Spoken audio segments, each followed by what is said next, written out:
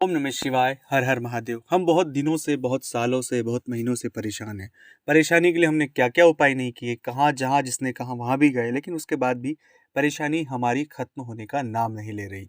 हमें आर्थिक रूप से परेशानी है, हमें मानसिक रूप से परेशानी है, हमें पारिवारिक रूप से परेशानी हो सकती है। हमें जीवन में कुछ चीज़ें हमें समझ ही नहीं आती, हम डिसीजन नहीं ले पा रहे और बहुत परेशान है। स्ट्रगल बहुत है, खासकर बहुत से जातकों को आर्थिक रूप से परेशानी झेलना पड़ती है और उसी परेशानी की वजह से उनकी लाइफ में कई सारा स्ट्रगल, कई सारी चीज़ें खराब होती है। आपकी लाइफ में कोई भी परेशानी चल रही हो, कोई सी भी, और बहुत दिनों से अगर आप परेशान हैं, तो यह वीडियो आपकी मदद के लिए है। आपकी ये परेशानी हमेशा के लिए ख़त्म हो सकती है। अगर आप मेरी जो बातें आपके साथ साझा कर रहा हूँ इन्हें समझेंगे, तो आपकी ये जितनी सारी बाधा है जिनसे वर्तमान में आप गुजर रहे हैं, इनसे बाहर आप आ जाएंगे।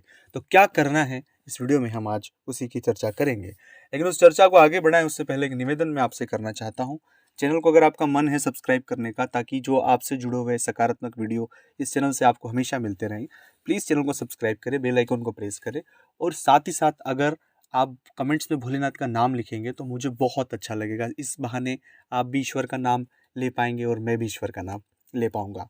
तो सबसे महत्वपूर्ण बात एक और है कि अगर आप चाहते हैं अपनी कुंडली का विश्लेषण करवाना, जीवन में कोई तकलीफ परेशानी जो भी प्रश्न हो, या आपको ऐसा लगता है कि आपको कुछ मार्गदर्शन चाहिए, तो स्क्रीन पर नंबर चल रहे हैं, आप व्हाट्सअप पर आए, अपॉइंटमेंट लेकर बात कर सकते हो। उसका फीस और शुल्क लागू है।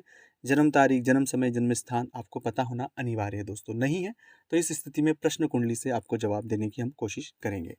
सबसे पहली बात है कि जब भी व्यक्ति परेशान और हताश होता है तो बहुत से लोग उसका साथ छोड़ देते हैं, उस पर कर्ज बढ़ सकता है और उसको इस तरह का मेंटलिटी, नेगेटिविटी क्रिएट हो जाती है कि वो कुछ सोच ही नहीं पाता। उसे लगता है कि मैं हार चुका हूँ, थक चुका हूँ, और बहुत ज़्यादा नकारात्मक हो जाता है।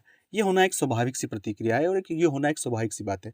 ये हो रहा है तो आप कोई विशेष या कोई अलग सी परिस्थितियों में नहीं है, खुद को एक स्पेशल समझने की आवश्यकता नहीं है। जब भी ऐसा हो, इन परिस्थितियों में आना मतलब सीधा राहु का एक्टिव होना है, क्योंकि राहु की जो नैसर्गिक स्वभाव है वो व्यक्ति को इस तरह के भाव में डाल देता है कि जहाँ व्यक्ति को सोचने और समझने और बुद्धि विवेक सब कुछ शून्य कर देता है।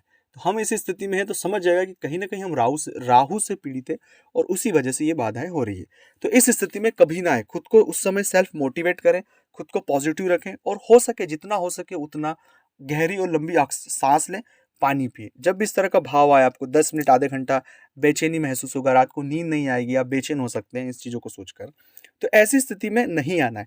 ऐसी स्थिति में अगर आप बार बार जा रहे हैं तो बार बार राहु आपको एक्टिव कर रहा है, और एक बार इस स्थिति में गए तो ये बहुत वक्त तक आपको उस स्थिति में रख सकता है।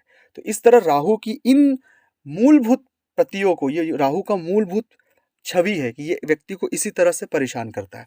तो हमें खुद को बहुत मोटिवेट रखना है, सेल्फ मोटिवेट रखना है, हमें मदद मांगना है लोगों से, और हो सके हमारे कर्मों पर हमें बहुत ज़्यादा फोकस करना है।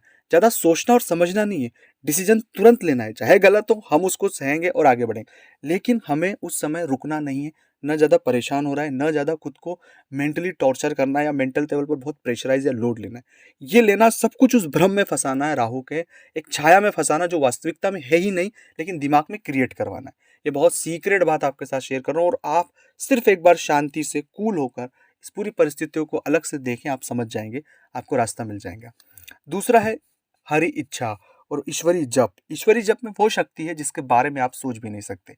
इसलिए जितना हो सके अपने प्रभु का नाम लो, स्मरण करो, क्योंकि वो हमें सत्य बुद्धि देता है, और सत्य बुद्धि ही है कि इस तरह की जो परिस्थितियां, इनसे हमें बचा के रखें और हम बहुत आसानी से हम इन पूरी खराब हालातों से बाहर आ सकते हैं। अब बहुत से जातक बस उसी फेज में फंसे हुए हैं कई सालों से, वो न कुछ अच्छा सोच पाते हैं, उन्हें शक होता है, उनके मन में कई सारी गलत गलत नेगेटिविटी चलती रहती है, बहुत ज़्यादा सोचते रहते हैं और वो उनके हालात सही नहीं हो पाते हैं। उसके लिए वो सबको दोष दे सकते हैं, आखिरी में खुद को भी दोष दे सकते हैं। तो ऐसी परिस्थितियों से हमें बाहर निकलना है। जो मैंने चीज़ें विस्तार से बताई, अगर नहीं समझ आए इस वीडियो को आप डबल अपने लिए सुन ले, ये आपकी मदद का विषय है। बाकी आप स्क्रीन पर नंबर चल रहे हैं, व्हाट्सएप पर अपॉइंटमेंट लेकर बात कर सकते हैं। ओम नमः शिवाय।